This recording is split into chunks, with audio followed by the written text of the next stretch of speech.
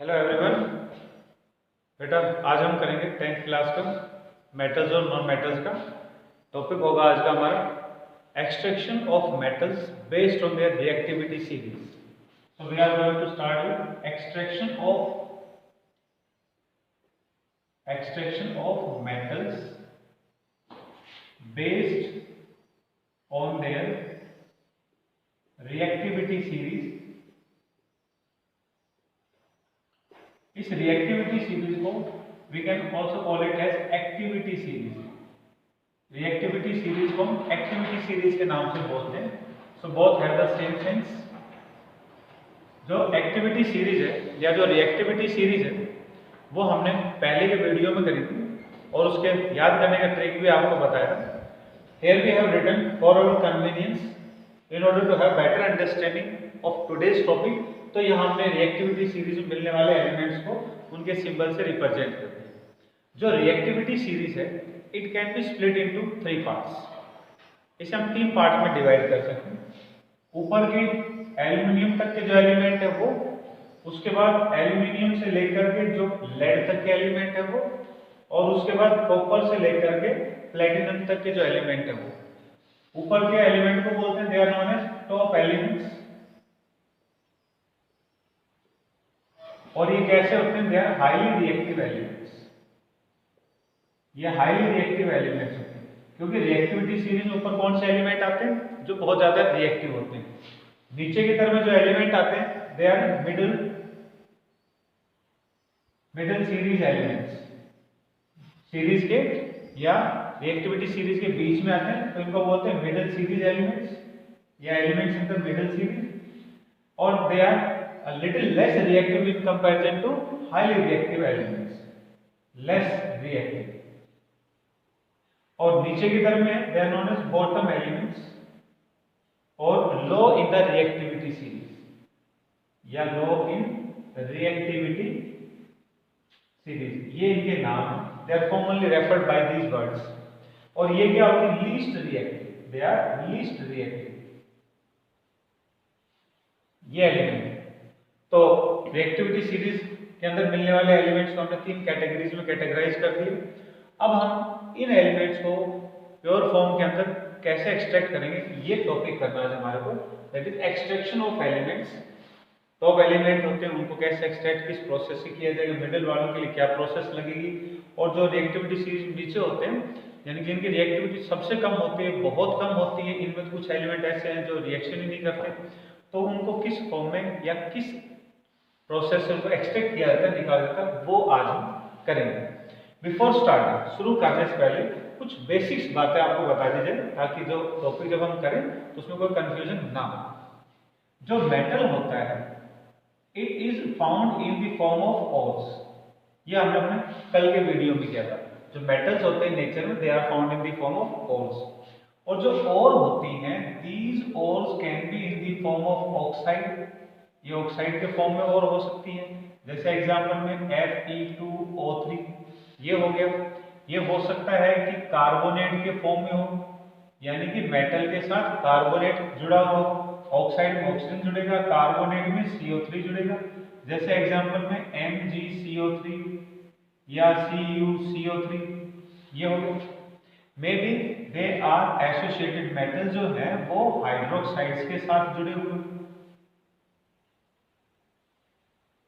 Hydroxide के साथ में, जैसे CaOH whole twice. Maybe they are combined with some halogens, हो सकता है किसी हैलोजन के साथ में जुड़े हुए। फॉर एग्जांपल किसमें आता है? Rock salt. क्या फॉर्मूला था उसका? NaCl। तो हैलोजन कौन हो गया इसमें? क्लोरीन हो गया। इसके अलावा हो सकता है कि ये elements are associated with sulphides. तो जो ओर्स हैं उन ओर्स के अंदर क्या मिलेगा? मेटल तो होगा ही, लेकिन मेटल के साथ में ऐसा होता नहीं कि मेटल प्योर फॉर्म में होगा और के अंदर it is in the impure form.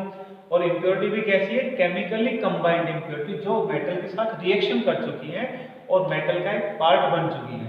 तो वो केमिकल कंबाइंड इम्प्योरिटी जो है, let that chemical combined impurity be represented by X।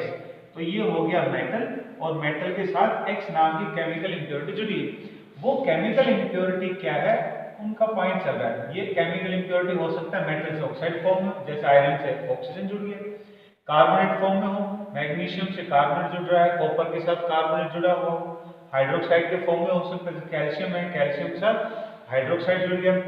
हो सकता है कि इम्प्योरिटी हैलोजन के फॉर्म में हो, केमिकली कंबाइंड इम्प्योरिटी की बात, सोडियम के साथ क्लोरीन जुड़ा हो सकता है कि सल्फाइड यानी कि सल्फर भी इम्प्योरिटी के फॉर्म में जुड़ा हो, जैसे ZnS, PbS। तो इन एग्जांपल्स में हम देख सकते हैं कि जो मेटल है, मेटल के साथ सल्फर एज इम्प्योरिटी जुड़ा हो। तो जब हम रिएक्टिविटी की, जब हम मेटल एक्सट्रैक्शन की बात करेंगे यहाँ पर, तो एक्सट्रैक्शन करते वक्त हमारे को किस मेटल के साथ क्या इम्प्योरिटी पाई जाती है, chemically associated, chemically combined impurity क्या है, तो उनको सेपरेट करने के लिए कौन सी प्रोसेस यूज करेगी, ये हमारे को समझने में हेल्प करेगा।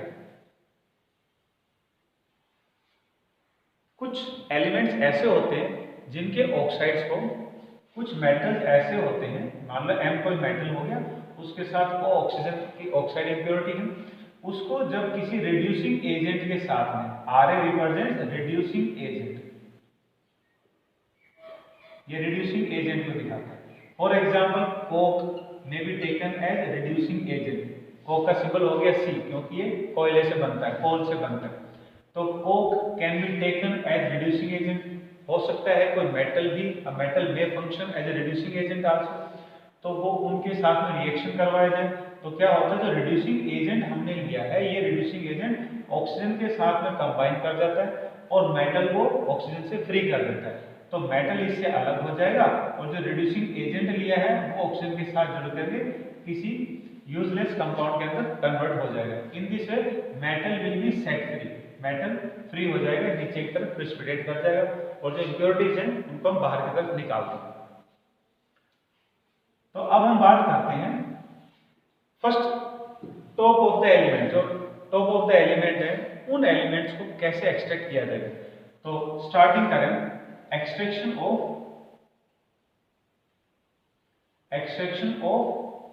टॉप एलिमेंट्स, यानी कि हाईली रिएक्टिव जो एलिमेंट है, हाउ टू एक्सट्रैक्ट देम, उनको प्योर फॉर्म में कैसे निकाला जाता है। Highly reactive elements, highly reactive जो एलिमेंट, हाईली रिएक्टिव एलिमेंट्स के लिए we do not use reducing agent, जैसा शुरू में बताया कि एक्सट्रैक्शन के लिए हमारे को रिड्यूसिंग एजेंट्स की आवश्यकता पड़ सकती है, but for highly reactive elements reducing agent is not required, reducing agent is not required. Reducing agent क्या होता है, ये वो कंपाउंड होता है या ये वो एलिमेंट होता है या ये वो सब्सटेंस होता है जो मेटल से जुड़ी इंप्योरिटी को खींच लाता है और मेटल को अलग कर देता है, इसे हम बोलते हैं रिड्यूसिंग एजेंट। रिड्यूसिंग एजेंट क्यों बोल रहे हैं, क्योंकि पूरी प्रोसेस के ऊपर अगर हम आ जाए तो मेटल जो होता है वो X नाम की किसी इंप्योरिटी के साथ जुड़ा होता है, ये सल्फर, ऑक्सीजन, हाइड्रोक्साइड कुछ भी हो सकता है, बट मेटल की जब हम बात कर रहे हैं तो metal is always in positive oxidation state, क्योंकि मेटल की पहचान यही होती है। तो मेटल अपना इलेक्ट्रॉन लूज करता है इन इंप्योरिटीज को, तो मेटल के पास इलेक्ट्रॉनों की कमी होती है। तो रिड्यूसिंग एजेंट जैसे हमने कोक लिया या बताया कोई मेटल भी होता है, वो क्या करता है, अपने इलेक्ट्रॉनों को लूज करता है और इस मेटल को दे देता है, तो मेटल को इलेक्ट्रॉन मिलते ही मेटल इस इंप्योरिटी से अलग हो जाता है।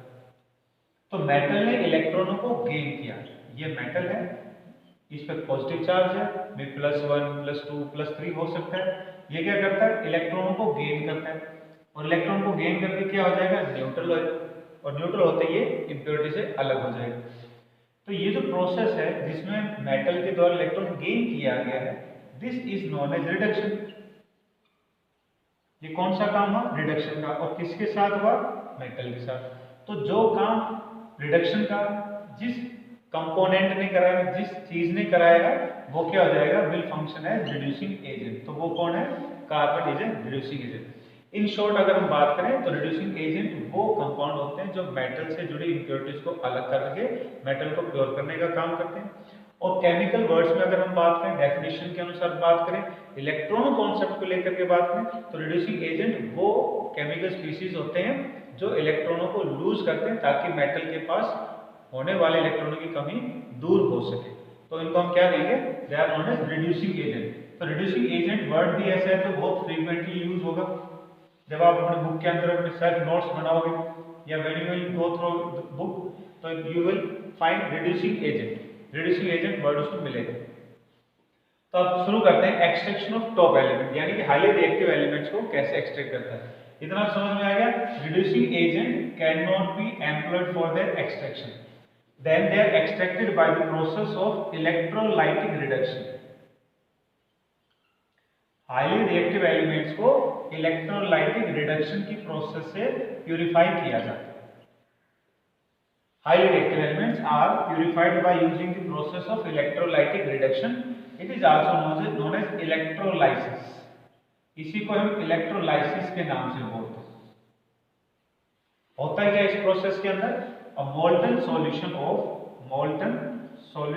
of जो रिएक्टिव एलिमेंट्स है, sodium, potassium, calcium, magnesium, aluminium, their molten solution is taken. Molten solution of sodium, potassium, calcium, magnesium और एल्यूमिनियम इज टेकन, और लेने के बाद में it is placed in the electrolytic cell. जो इलेक्ट्रोलाइटिक सेल होता है उसके अंदर उसको डाल देते हैं सॉल्यूशन को। Electrolytic cell consist of 2 electrodes. 2 electrode होते हैं, एक पॉजिटिव इलेक्ट्रोड होगा, एक नेगेटिव इलेक्ट्रोड होगा, and are connected to electrical supply. जो मोल्टन सॉल्यूशन है it is poured between the electrodes. जो मोल्टन सॉल्यूशन है किसका? इनमें से किसी भी एलिमेंट का। For example let us consider sodium, NaCl को ले लिया।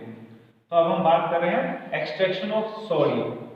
सोडियम के एक्सट्रैक्शन की बात करें bye the process of electrolytic reduction. Sodium की जगह पोटेशियम को लगा सकते हैं, कैल्शियम को लगा सकते हैं, मैग्नीशियम या एल्यूमिनियम को भी ले सकते हैं इसका। तो molten solution of these compound, example चल रहा है NaCl के, is taken into the electrolytic cell. Electrolytic cell में हमने रखा है इसको। When the current is passed through it, जैसे अब सॉल्यूशन में से, इलेक्ट्रोलाइटिक सॉल्यूशन में से, मोल्टन सॉल्यूशन में से करंट पास किया जाएगा, दिस इलेक्ट्रोलाइट यानी ये जो कंपाउंड है हमारे, ये will get ionised into their respective ions. Current pass करते ही इन एलिमेंट्स के जो कंपाउंड है वो आयोनाइज हो जाएंगे, वो आयनों में टूट जाएंगे, और आयनों में टूटेंगे तो solution now will contain 2 type of ions. अब सॉल्यूशन 2 प्रकार के आयन होंगे। कौन कौन से? एक पॉजिटिव आयन किसके हैं? सोडियम के। एक नेगेटिव आयन किसके हैं? क्लोराइड आयन के। Now this solution by the passage of electricity, electrical current will contain 2 type of ions, positive ions and negative ions. तो क्या होगा? ये जो आयंस हैं, these ions will be attracted to their counter charged electrodes. Oppositely charge electrodes की तरफ में attract होंगे। पॉजिटिव आयन नेगेटिव इलेक्ट्रोड की तरफ जाएगा, नेगेटिव आयन पॉजिटिव इलेक्ट्रोड की तरफ अट्रैक्ट होगा। तो हम दोनों में से किसी भी एक इलेक्ट्रोड को लिख सकते हैं। पहले हम उसको लिखें जो काम हम कर रहे हैं, हम कर रहे हैं मेटल का, तो मेटल किस इलेक्ट्रोड पे अट्रैक्ट हो रहा है? नेगेटिव। तो नेगेटिव को क्या बोलते हैं? कैथोड के नाम से बोलते हैं। सो एट कैथोड, अब कैथोड पर क्या होगा वो हमें डिस्क्राइब करना है। कैथोड के पास कौन जा रहा है? Positive ion. पॉजिटिव आयन किसका है? सोडियम का। ये sodium ion with positive charge. तो आपने करना क्या है इलेक्ट्रोड्स के ऊपर? What the process is to be done at electrodes. होता क्या है इलेक्ट्रोड्स? अगर पॉजिटिवली चार्ज आयन आ रहा है तो आप उसको इलेक्ट्रॉन दो, और नेगेटिवली चार्ज आयन आए तो उसमें से इलेक्ट्रॉन को रिलीज करवा दो, इलेक्ट्रॉन से निकाल दो। जितने पॉजिटिव चार्ज है मेटल के पास उतना ही इलेक्ट्रॉन दो, और जितने नेगेटिव चार्ज है एनायन के पास उतने ही इलेक्ट्रॉन उसमें से रिलीज करवा दो। तो यहाँ कितना पॉजिटिव चार्ज के पास? +1। तो क्या करेगा? एक इलेक्ट्रॉन को गेन कर लेगा। मान लो कैल्शियम होता +2 चार्ज होता तो क्या हो जाता है इसके अंदर? यहाँ हमारे को 2 इलेक्ट्रॉन ऐड करने पड़ते। तो ये क्या हो जाएगा? It will be converted to neutral form and it will get deposited at that electrode. यहाँ पर न्यूट्रल हो जाएगा और इस इलेक्ट्रोड के ऊपर डिपॉजिट हो जाएगा।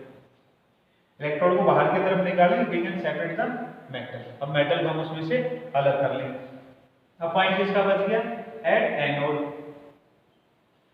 दोनों इलेक्ट्रोड्स को लेकर के मन में कंफ्यूजन होती है कि पहले कैथोड के बारे में लिखे या एनोड के बारे में लिखे। पहले आप किसी के बारे में लिखो, बस ये बताओ कि इलेक्ट्रॉन कब रिलीज कराना है और कब जोड़ना है। तो एनोड है, एनोड पर कौन सा आयन आएगा? नेगेटिवली चार्ज है। नेगेटिवली चार्ज आयन किसका? क्लोरीन का।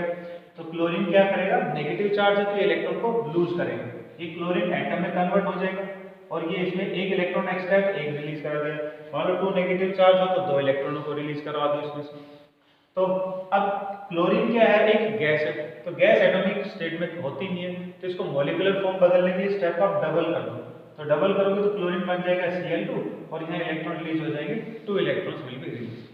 मेन पॉइंट ऑफ फोकस क्या था हमारा, एक्सट्रैक्शन ऑफ मेटल्स। ये क्लोरीन गैस होगी, ये क्लोरीन गैस एनोड से बाहर की तरफ में रिलीज हो जाएगी इनटू द एटमॉस्फेयर, सोडियम यहाँ डिपॉजिट हो जाएगा। So this is the process of electrolysis या इलेक्ट्रोलाइटिक रिडक्शन। इलेक्ट्रिसिटी से रिडक्शन का काम हुआ। रिडक्शन क्या था, इलेक्ट्रॉन गेन होने का। तो देखो ये मेटल है, पॉजिटिव चार्ज है, इलेक्ट्रॉन गेन कर रहा है। कैसे हुआ, इलेक्ट्रिसिटी के कारण हो रहा है, इसलिए क्या हो गया, it is known as electrolytic reduction. तो ये तो उन मेटल्स के बारे में बात होगी which are present in the at the top of the reactivity series। तो बहुत ज्यादा रिएक्टिव एटम्स को, बहुत ज्यादा रिएक्टिव एलिमेंट्स का एक्सट्रैक्शन करने का मेथड हो गया। Now we will talk about the elements which are present in the middle of the reactivity series। Middle of the second point पर आ गए हम, extraction of elements. Extraction of elements present in the middle of reactivity series, short में RS लिख दिया हमने, reactivity series को represent करना। यहां पर कौन कौन से एलिमेंट है इसके अंदर, जिंक हो गया, क्रोमियम हो गया, आयरन निकल हो गया, आयरन निकल कोबाल्ट, इसके अलावा लेड हो गया, टीबी, ये हो गया। तो these are the main elements present in the reactivity series। ये रिएक्टिविटी सीरीज के अंदर मिलने वाले मेन एलिमेंट हैं। ये जो एलिमेंट्स हैं they are chemically found with the impurity like carbonate और they may be associated with sulphide. इनके साथ केमिकल इम्प्योरिटी के फॉर्म में कार्बोनेट हो सकता है और सल्फाइड हो सकता है। जैसे जिंक है, zinc is associated like ZnS, जो लेड है वो PbS के फॉर्म में पाया जाता है। ऑक्साइड भी इनमें इम्प्योरिटी का एक तरीका हो सकता है कि ऑक्सीजन भी हो इनमें, और जैसे आयरन है Fe2O3 के फॉर्म में हो, कार्बोनेट हो जैसे कोबाल्ट कार्बोनेट के फॉर्म में हो या लेड कार्बोनेट के फॉर्म में हो। They are the different possibilities of existence of metal along with these chemical impurities. तो इन एलिमेंट्स के साथ में ये केमिकल इम्प्योरिटीज हो सकती है। हाउ टू रिमूव दैट, अब हम इनको हटाएंगे कैसे और कैसे इनको प्योर मेटल में कन्वर्ट करने का काम करेंगे, तो उस चीज की शुरुआत करते हैं हम यहाँ पर। तो सबसे पहला जो मेथड है वो ये कि अगर मेटल के साथ में, जैसे मान लिया जाए ये कॉपर है और इसके साथ में कार्बोनेट इम्प्योरिटी है, या ये जिंक है इसके साथ में सल्फाइडिक इम्प्योरिटी हो गया, या ऑक्साइड है जैसे Fe2O3 है, ये हो गया।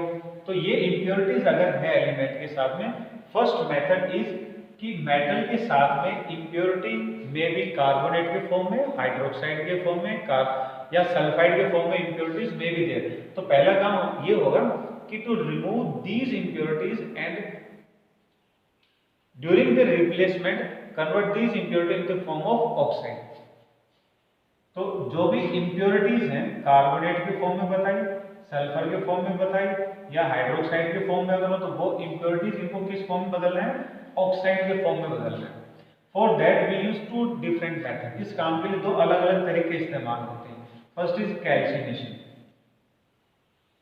कैल्सिनेशन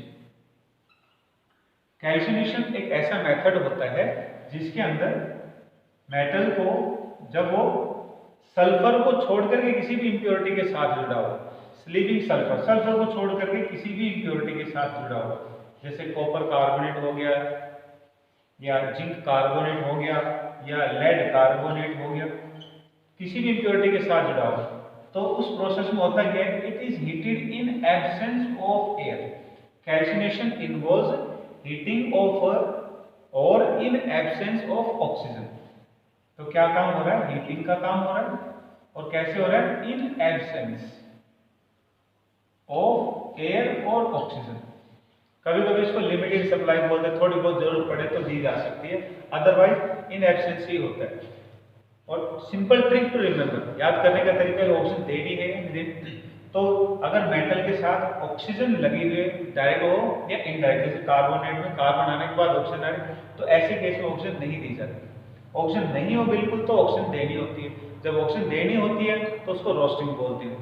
अब यहाँ कौन सा मेथड यूज होगा, कैल्सिनेशन का। तो क्या होगा इसके अंदर, CuO प्लस कार्बन डाइऑक्साइड, क्योंकि कार्बोनेट तो रिएक्शन होने पर कार्बन डाइऑक्साइड बदल जाएगा, यह बन जाएगा ZnO प्लस कार्बन डाइऑक्साइड। ऐसे इसमें हम बात करेंगे क्या बन जाएगा, PbO plus carbon dioxide. So metal is first converted to oxide form. तो ये बताया कि मिडिल सीरीज में जो एलिमेंट है उनके साथ ये कोई भी इंप्योरिटी हो सकती है, तो हमें क्या करना है, उनको ऑक्साइड फॉर्म में कन्वर्ट करना। बिकॉज ऑक्साइड फॉर्म में कन्वर्ट होने के बाद मेटल से ऑक्सीजन को हटाना आसान होता है, बजाय कार्बोनेट, सल्फर, हाइड्रोक्साइड जैसे इंप्योरिटीज। यानी कि जैसे कॉपर है, कॉपर से कार्बन जुड़ रहा है, जिंक है, जिंक से कार्बन जुड़, तो इन इंप्योरिटीज को मेटल से हटाना बहुत टफ काम होता है। इसलिए पहले इनको ऑक्साइड फॉर्म बदलते हैं, उसके बाद इनके ऊपर कोई रिड्यूसिंग एजेंट लगाते हैं, जैसे कोक लगा दिया या मेटल लगा दिया, तो इनके ऑक्सीजन को बहुत आसानी से हटा देगा और मेटल प्योर फॉर्म में कन्वर्ट हो जाएगा। तो क्या काम हो रहा है, कन्वर्जन ऑफ मेटल और टू ऑक्साइड फॉर्म। उसके दो तरीके चल रहे हैं, एक तो कैल्सिनेशन का मेथड है and second is roasting. Roasting के अंदर क्या होता है, सेम है, heating of the ore in presence of air, in presence of air और ऑक्सीजन। एयर किसके लिए यूज हो रहा है, ऑक्सीजन के लिए ही यूज हो रहा है। जैसे ZnS, PbS या CuFeS2U, so they are heated in presence of oxygen, क्योंकि ऑक्सीजन तो इनके अंदर है ही नहीं। और हमारा काम क्या है, हमारा काम ये है कि मेटल के साथ ऑक्सीजन जोड़ना है, क्योंकि ऑक्सीजन को हटाना आसान है, बाकी इंप्योरिटीज को हटाना मुश्किल होता है। तो इसलिए अब हमने ऑक्सीजन दी, यहाँ ऑक्सीजन थी इसलिए ऑक्सीजन नहीं दी थी, तो क्या बन जाएगा, it will form ZnO plus sulphur किस में कन्वर्ट होगा, sulphur is always converted to sulphur dioxide, carbon is always converted to carbon dioxide में भी कार्बन मोनोऑक्साइड में, बाकी सल्फर हमेशा ही सल्फर डाइऑक्साइड में कन्वर्ट होगा। नेक्स्ट है लेड, ये बन जाएगा PbO प्लस SO2। ऐसे ये है कॉपर, तो कॉपर बनेगा CuO। ऐसे आयरन है, ये बन जाएगा Fe2O3, और जो सल्फर इसका वो कन्वर्ट हो जाएगा SO2 के अंदर। तो दो मेथड हमने लगाए हैं फॉर कन्वर्टिंग और टू द ऑक्साइड फॉर्म। दो मेथड कौन कौन से, एक तो कैल्सिनेशन का हो गया, एक रोस्टिंग का हो गया। कैल्सिनेशन में इन एब्सेंस ऑफ एयर का काम होगा, और रोस्टिंग के अंदर इन प्रेजेंस ऑफ एयर का काम होगा। तो ये जो प्रोसेस हमने करी है, इन प्रोसेसेस के फायदे, इसके अलावा ऑक्साइड फॉर्म में तो हमने मेटल कन्वर्ट किया, इसके अलावा इनमें और क्या क्या फायदा हो सकता है। तो रोस्टिंग की जो प्रोसेस है, इसके अंदर जो मेटल होता है उसमें प्रेजेंट जो ऑर्गेनिक मैटर होता है, ऑर्गेनिक मैटर जो और के अंदर हो सकता हो, इज रिमूव, क्योंकि हीटिंग का काम हो रहा है, तो ऑर्गेनिक मैटर जो उसमें होगा वो हीट करने से क्या होगा, उसमें से रिमूव हो जाएगा। और non metal impurity, non metal impurities, अगर जो नॉन मेटल्स की और भी इंप्योरिटीज हो, और वो नॉन मेटल्स कौन से हैं, आर्सेनिक, सल्फर और फॉस्फोरस, अगर ये इंप्योरिटीज भी उसमें एक्स्ट्रा फॉर्म में प्रेजेंट है, तो हीटिंग से they are converted to oxide form and are release from the ore से निकल जाते हैं। जैसे ये आर्सेनिक हो गया, ये सल्फर हो गया, ये फॉस्फोरस हो गया, तो हम क्या करें, रोस्टिंग के अंदर ऑक्सीजन देके हीट कर रहे हैं, तो मान लिया जाए ये इंप्योरिटीज क्या है, मेटल के साथ पाई जा रही है। जैसे मान लो ये ZnS और हो गया, इस और के साथ भी ये तीनों इंप्योरिटीज इसके साथ एसोसिएटेड इंप्योरिटी के फॉर्म में, तो जब हम इसको हीट कर रहे होंगे विद ऑक्सीजन, तो they are converted to their respective oxides. Arsenic जो है ये बदल जाएगा AS2O3, आयरन वाले फॉर्मूले की तरह, जैसे Fe2O3 ऐसे ये बन गया AS2O3। सल्फर है वो बताया SO2 में बदल जाएगा। ऐसे फॉस्फोरस है, ये बन जाएगा P2O5 के अंदर फॉस्फोरस पेंटाओ, ये है आर्सेनिक ऑक्साइड या आर्सेनिक ऑक्साइड, सल्फर डाइऑक्साइड या phosphorus pentoxide. So these are the other benefits of roasting, ये रोस्टिंग के और बेनिफिट है। ऐसे ही कैल्सिनेशन की अगर हम बात करें, तो कैल्सिनेशन के अंदर भी क्या आता है, if hydrated form of water is present, अगर मेटल के साथ में हाइड्रेटेड जैसे PbCO3 dot XH2 water molecules, तो हीट करने से क्या होगा, जो हाइड्रेटेड वाटर मॉलिक्यूल्स हैं दे आर रिमूव, वो हट जाते हैं इसमें, तो बच क्या जाएगा, सिर्फ मेटल विद इम्प्योरिटी, और जो वाटर मॉलिक्यूल्स हैं वो इसमें से बाहर की तरफ रिलीज हो जाएंगे। So these are the other benefits of using process of roasting and calcination. जो इनका मेन काम था मेटल को ऑक्साइड फॉर्म में कन्वर्ट करने का, वो तो था ही। इसके अलावा इम्प्योरिटी जो एसोसिएटेड फॉर्म के अंदर है वो भी इसमें से रिलीज हो जाती है। Now let's start with how these elements they are used to conversion of oxide to pure form. जो metallic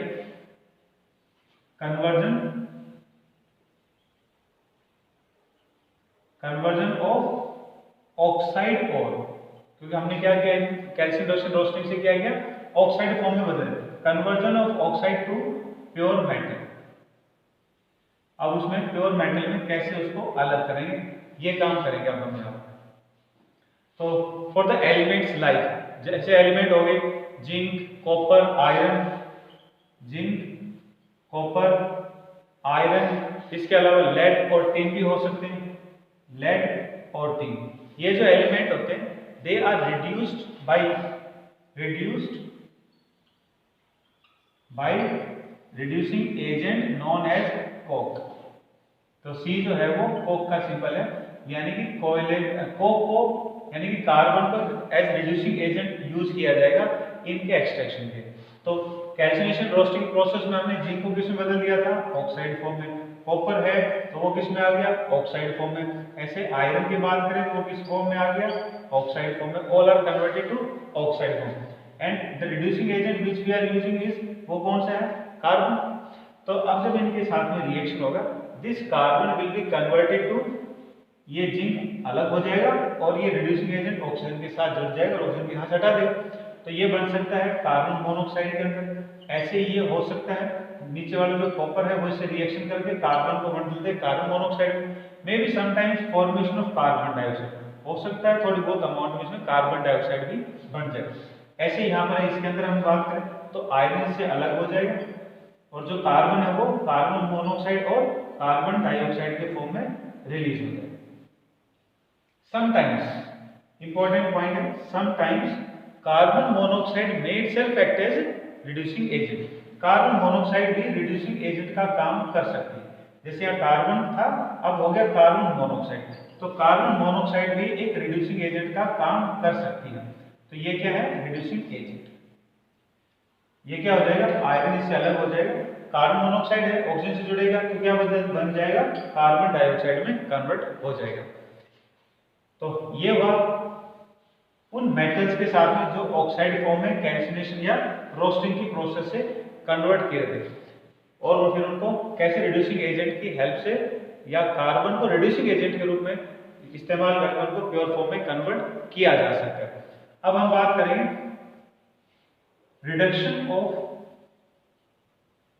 reduction of oxide by using metal as reducing agent. जो ऑक्साइड मेटल्स थे, पहला तरीका क्या लगा कि कार्बन को कोक के रूप में लेकर के उसको रिड्यूसिंग एजेंट के रूप में इस्तेमाल किया। अब हम बात करेंगे कि मेटल को भी रिड्यूसिंग एजेंट के रूप में यूज किया जा सकता है। जो metal which can be used as reducing agent are या should be which are more reactive than these element. Middle reactivity series में मिलने वाले मेटल से ज्यादा रिएक्टिव मेटल्स होने चाहिए। जो ज्यादा रिएक्टिव मेटल्स होंगे वो रिड्यूसिंग एजेंट का काम कर सकते हैं, मेटल्स को प्यूरिफाई करने का काम कर सकते हैं। जो एलिमेंट यूज होते हैं they are mainly aluminium and magnesium, they are used as metal reducing agent. For example देखिए Fe2O3, ये है आयरन का ऑक्साइड। ऐसे मान लेते हैं हमारे पास है MnO2, मैंगनीज डाइऑक्साइड हो गया, या क्रोमियम डाइऑक्साइड हो गया Cr2O3। ये कौन से हैं, ये मिडल मिलने वाले एलिमेंट्स हैं इन द ऑक्साइड फॉर्म। अब क्या होगा, इनके साथ में अगर एल्यूमिनियम को यूज कर दिया जाए या मैग्नीशियम को यूज किया जाए इंस्टेड ऑफ टेकिंग कार्बन नहीं लिया इस बार हमने मेटल ले लिया, लेकिन इस मेटल की पहचान क्या होगी, रिड्यूसिंग एजेंट के रूप में यूज होने वाले मेटल की पहचान क्या होगी कि ये इन मेटल से ज्यादा रिएक्टिव होना चाहिए। तो देखो ये एलिमेंट नीचे है, एल्यूमिनियम मैग्नीशियम इनसे ऊपर, सो दे आर मोर रिएक्टिव। तो क्या होगा, they will make the process of double displacement. यहाँ पर डबल डिस्प्लेसमेंट वाला काम होगा। डबल डिस्प्लेसमेंट में क्या हो जाएगा, जो एल्यूमिनियम है वो आयरन को रिप्लेस करेगा और ऑक्सीजन जाकर इसके साथ में जुड़ जाएगा, तो क्या हो जाएगा, it will B iron plus, अब एल्यूमिनियम कन्वर्ट हो गया Al2O3 के अंदर, तो आयरन इज प्योरीफाइड। ऐसे मैंगनीज की बात करें तो मैंगनीज इसमें क्या हो जाएगा, प्योर हो जाएगा, और aluminium again will be converted to Al2O3 form. So do with chromium के अंदर, क्रोमियम विल बी प्योरीफाइड, ये क्या हो गया, प्योर मेटल हो गया, और aluminium is converted to oxide form, तो सभी के अंदर एल्यूमिनियम बन जाएगा Al2O3। अगर मैग्नीशियम को लिया तो MgO बन जाएगा कंपाउंड के अंदर। So these are the two methods, ये वो दो तरीके थे जिनसे मिडल में मिलने वाले, रिएक्टिविटी सीरीज के मिडल में मिलने वाले एलिमेंट्स को हम कार्बन या मेटल से प्योर कर सकते हैं।